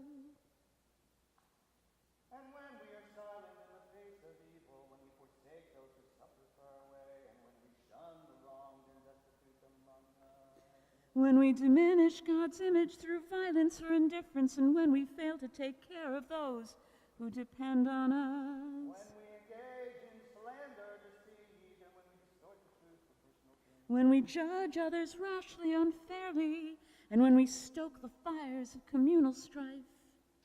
When we fail to embrace Torah, the tree of life, to walk its path, and to make its ways our own. We stray and we sin when we offer no blessings, no words of thanks for the breath within us and for the wonder of being. Kulam Elohas lichot shlach la mechalanu kapelanu.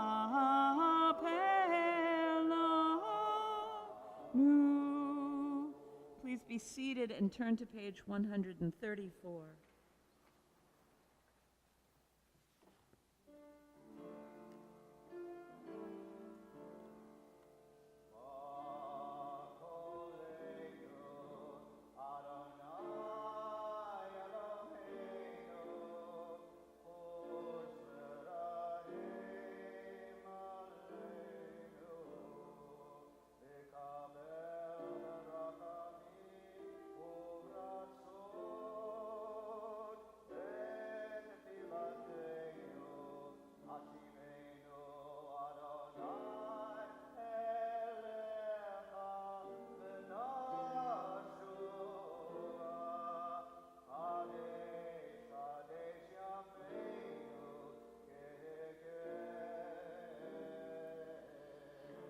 All together, Shema Kolenu, Adonai Eloheinu, Chus v'rachem aleinu, v'kabel berachamim uvratzon et tefilatenu. Hashivenu Adonai elecha v'nashuva Chadesh, Chadesh yameinu kekedem. Al tashlichenu milfanecha v'ruach קודשך אל תיקח ממנו. Not cast us away from your presence, or cut us off from your Holy Spirit. אל תשליכנו לעת זקנה, ככלות כוחנו אל תעזבנו. Not cast us away when we are old, as our strength diminishes. Do not forsake us. אל תעזבנו, אדוני אלוהינו, אל תרקח ממנו. Do not forsake us, Adonai. Be not far from us, our God. Invite us to rise for Avinu Malkeinu.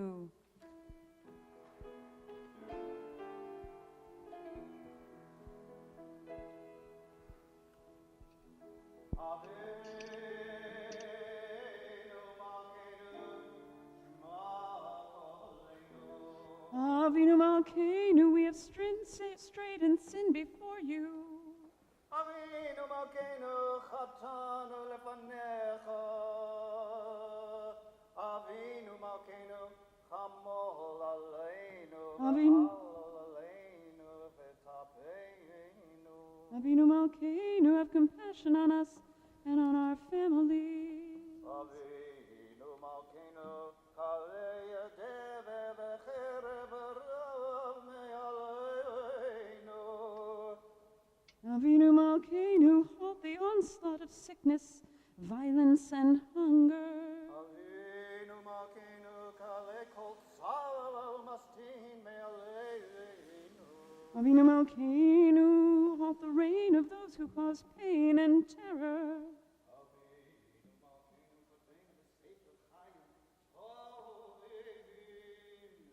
Avinu Malkeinu, enter our names in the books of lives well lived.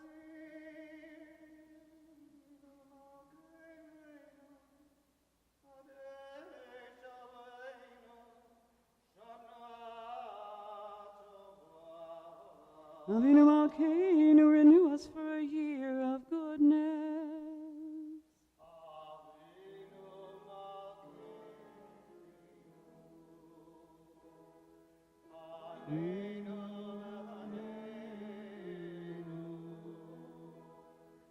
Avinu Malkeinu, Anenu va'amenu, yen banu masim.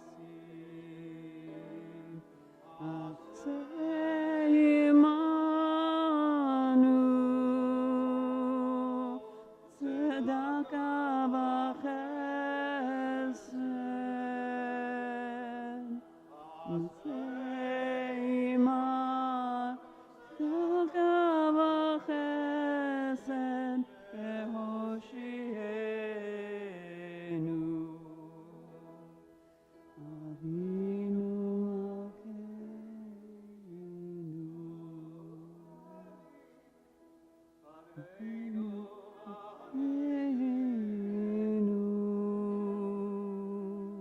Avinu Malkeinu, Anenu va'anenu, in banu masim. Atzei imanu, tzedaka v'chesed. Atzei imanu, tzedaka v'chesed, v'hoshienu. Avinu Malkeinu,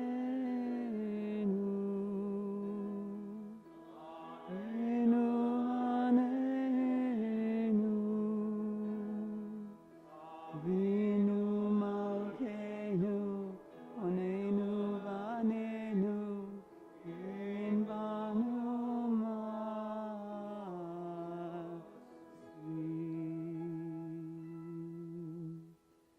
May be seated. Actually, no, stay up for a shofar blast. Okay, please rise. For the shofar.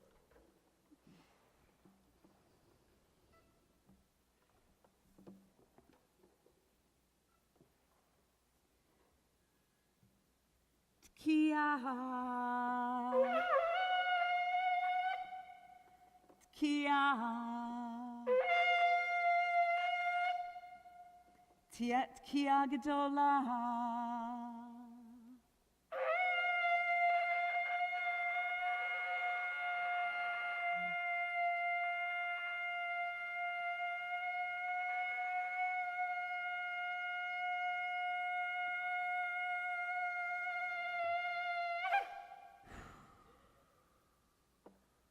Yehi Son.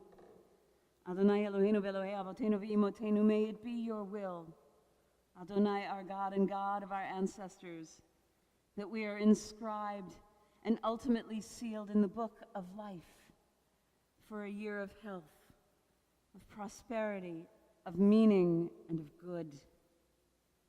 Yehi Ratzon Adonai Eloheinu Ve'Elohei Avotenu Ve'imotenu, may it be your will, Adonai, our God and God of our ancestors, that we are inscribed and sealed for health, for meaning, and for good. Blessings for Shana Tova, a meaningful Shana Tova Umetuka, sweet and happy and healthy New Year. Shavua Tov.